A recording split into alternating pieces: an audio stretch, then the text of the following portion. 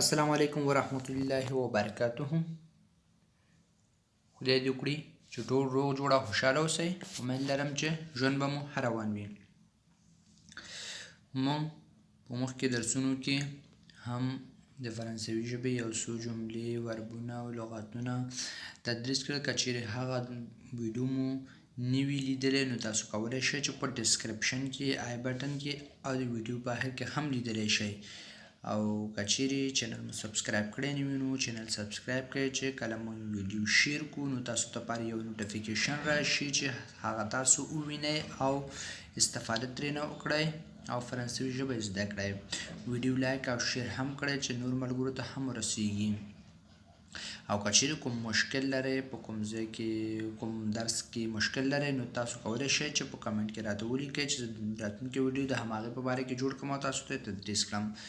په دې ویډیو کې مې یو څو جملې برابر کړي چې تاسو لپاره تدریس کوم او تاسو لپاره تشریح کوم. امید لرم چې خوښ به مو شي. راځئ چې درس شروع کړو. Qu'est-ce que tu fais dans la vie? Qu'est-ce que tu fais dans la vie? ته په ژوند کې څه کوې؟ Qu'est-ce que tu fais dans la vie? ته په ژوند کې څه کوې؟ Qu'est-ce que tu fais dans la vie? ته په ژوند کې څه کوې؟ Qu'est-ce que tu fais comme travail? Qu'est-ce que tu fais comme travail? Qu'est-ce que tu fais comme travail? تو څه کار کوې؟ Qu'est-ce que معنا څه، tu fais تو کوې، کوم travail یعنی کار، څرنګه کار کوې، څه قسم کار کوې یعنی څه کار کوې. تو تا نه پوښتنه کوي quel métier exerces-tu? Quel métier exerces-tu? تو څه مسلک کوې. quel métier quel معنا کوم، métier معنا مسلک، exerce تو exerce وای کولو ته، تمرین کولو ته یعنی ترسره کولو ته وای. exercice چې هغې نام دی دا exerce. تو معنا تو. quel métier exerces-tu؟ ته څه مسلک کوې یعنی ته څه کار کوې، څه دغه کوې، څه شو. راځه چې یو ځل بیا لولو. Qu'est-ce que tu fais dans la vie? Qu'est-ce que tu fais dans la vie? ته په ژوند کې څه کوې.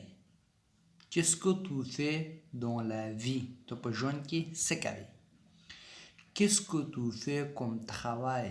Qu'est-ce que tu fais comme travail? Qu'est-ce que tu fais comme travail? ته څه کار کوې. صحیح شو. دا travail چې دی دا ناون دی، اسم دی، او travailler چې دی ورب دی. دا بعضې ملګري چې لیکي بیا travail په ځای travailler لیکلی بلکې هغه ورب دی، دا یې نوم دی. quel métier exerces-tu? quel métier exerces-tu? تو څه مسلک کوې یعنی څه کوم مسلک کار زده کړه کوې. اوس مخکې چې دا درې سوالیه لغتونه وکړل، دا جملې مې ولوستلو، بخیر لغتونه نه بلکې جملې، دا درې سوالیه جملې چې مې وکړلې هغه چې دي یو انډیوال سره، یو فیملي سره، یو کس سره، یعنی یو دا عادي خبرې دي چې مثلا کوم انډیوال سره کې، کوم ملګری سره، او یا کوم خپل د کورنۍ غړی هغه سره چې خبرې کې هغه استعمالوي. او اوس دا درې جملې چې وایم دا هغه جملې دي چې مؤدبانه جملې چې مثلا یو کس نه وییني هغې لپاره کې، یا مثلا چاته لپاره لیکنه کوي هغې لپاره استعمالوي، یا یو کس نه پیژني یو مخامخ کېږي هغه سره داسې خبرې کوي هغې لپاره به دا استعمالوي. دا چې دي مؤدبانه به ورته ووایو، او هغه چې دي دا انفارمل دی، دا چې دي فارمل دي یعنې مؤدبانه به ورته ووایو، هغه چې د خپل فیملي یا نږدې ملګرو سره استعمالول کېږي. Que faites-vous dans la vie? Que faites-vous dans la vie? Que faites-vous dans la vie? تاسو په ژوند کې څه کوئ. تاسو په ژوند کې څه کوئ معنا یو دی، لیکن فرق چېرته دی. دلته وو کلمه مو واغوستو او هلته تو. Que faites-vous comme travail? Que faites-vous comme travail? Que faites-vous comme travail? تاسو څه کار کوئ؟ Que faites-vous comme travail? تاسو څه کار کوئ؟ Quel métier exercez-vous? Quel métier exercez-vous? تاسو څه مسلک کوئ؟ یعنی تاسو څه کار کوئ؟ کوم مسلک زده کړه کوئ؟ یعنی کوم سټاژ کې تاسو زده کړه کوئ؟ یعنی میتی مسلک. Quel métier exercez-vous? Exerce تو هلته مخکنه جمله کې مرستل دا exercez-vous. Quel métier exercez-vous? تاسو څه مسلک کوئ؟ یعنی څه زده کوئ؟ راځئ چې یو ځل بیا ولولو. Que faites-vous dans la vie? تاسو په ژوند کې څه کوئ؟ Que faites-vous comme travail? تاسو څه کار کوئ؟ Quel métier exercez-vous? تاسو څه مسلک کوئ؟ لومړنۍ درې جملې چې وي هغه خپل فامیلي ممبر غړو لپاره وو او دا درې چې ولوستل دا مؤدبانه وو، یو ناشنا کس سره وو. اوس راځئ چې هماغه سوالونو لپاره اوس به ځواب ورکوو. Je suis infirmière et vous? Je suis infirmière et vous? Je معنا یو ځل ټول جمله معنا به ووایو. زه نرس یم او تاسو. Je معنا زه. suis معنا یم. infirmière معنا نرس. et vous او تاسو. Je suis infirmière et vous?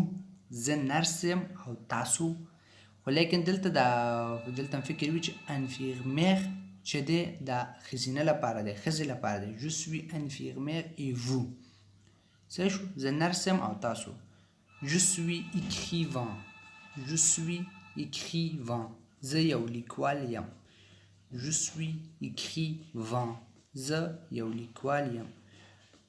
Je suis زه یم écrivain معنا لیکوال. Je suis écrivain. زه یو لیکوال یم. Je معنا زه. suis معنا یم. écrivain معنا لیکوال. Je suis écrivain معنا زه یو لیکوال یم. Depuis combien de temps fais-tu ce travail? Depuis combien de temps fais-tu ce travail? Depuis combien de temps fais-tu ce travail? د څومره وخت راهیسې ته دا کار کوې؟ د څومره موده راهیسې ته دا کار کوې؟ مثلا کوم کار کې چې کوم وظیفه چې لرې ډېر بهانې سره depuis combien de temps fait چې د دلته تو لپاره مونږ او تاسو ټول پوهېږو چې fait کې آخر کې اس راځي. ټي چې دی ال لپاره راځي. ډېر بهانې سره دلته ټي شوی دی، دلته به fait سره آخر کې اس کوئ. Depuis combien de temps fais-tu ce travail? د څومره وخت راهیسې ته دغه کار کوي؟ Depuis معنا څومره وخت راهیسې، یعنی څومره وخت نه. Depuis combien de temps معنا څومره وخت راهیسې. Fais tu معنا کوي ته ce travail دغه کار. Depuis combien de temps faites-vous ce travail? Depuis combien de temps faites-vous ce travail? د څومره موده راهیسې تاسو دا کار کوئ؟ لومړی چې دی غیر انفارمل دی، یعنی خپل فیملي کسانو سره انډیوالانو سره استعمالوي. او دویم چې دی دا رسمي دی، یعنی خپل یو کس، یعنی دا انفارمل دی، دا مؤدبانه دی. دویم جمله چې دی دا مؤدبانه دی. Depuis combien de temps fais-tu ce travail? د څومره وخت راهیسې ته دا کار کوي؟ یو انډیوال سره استعمالوي، یو ملګری سره استعمالوي، یو د کورنۍ غړي سره استعمالوي. Depuis combien de temps faites-vous ce travail? د څومره وخت راهیسې ته تاسو دا کار کوئ؟ یعنی دا یو مؤدبانه کلمه ده. Depuis دا یو کلمه ده چې مثلا هر کله چې مثلا د دغه لپاره استعمالیږي مثلا یو چا نه پوښتنه وکړي څومره وخت راخیستی یا څومره مثلا یو چې فرانسه کې د کوم وخت نه هغه وایي چې مثلا زه فرانسه کې 6 میاشتې څخه ته به وایې چې مثلا depuis 6 mois que je suis en France دلته depuis په دغه ځایونو کې به استعماله لا depuis معنا لا لپاره به استعمال له دې وخت څخه دغه لپاره دې شیانو لپاره موږ depuis استعمالوو. Je suis professeur depuis 2003. Je suis professeur depuis 2003. زه د 2003 کال راهیسې ښوونکی یم. Je suis professeur depuis 2003. Je suis معنا زه یم professeur معنا معلم ښوونکی depuis 2003 د 2003 کال راهیسې. دوپوی معنا راهیسې یعنی کوم وخت چې دوپوی نه وروسته چې کوم وخت ورکړل شو یعنی هماغه وخت نه تر نن پورې چې نن حال جاری کې هم هماغه روان دی. Je suis professeur depuis 2003. زه د 2003 کال راهیسې معلم یم. Je suis professeur depuis 2003. زه د 2003 کال راهیسې ښوونکی یم. Ça fait 10 ans que je suis professeur. لس کاله کېږي چې زه معلم یم. Ça fait 10 ans que je suis professeur. Ça fait 10 ans que je suis professeur. Ça fait 10 ans que je suis professeur. لس کاله کېږي چې زه معلم یم. depuis معنا او د صافه معنا لږ فرق لري. صافه معنا کېږي، صافه معنا دومره یو وخت کې دومره کېږي. صافه او دوپوی معنا فرق لري او دلته د دواړو معنا یو ورکړی دی د دواړو جملو کې.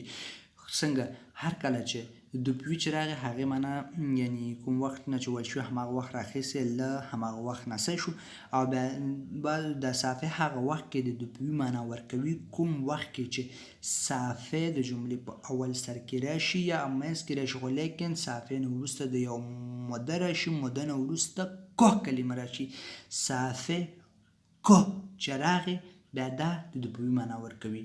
Ça fait 10 ans que je suis professeur.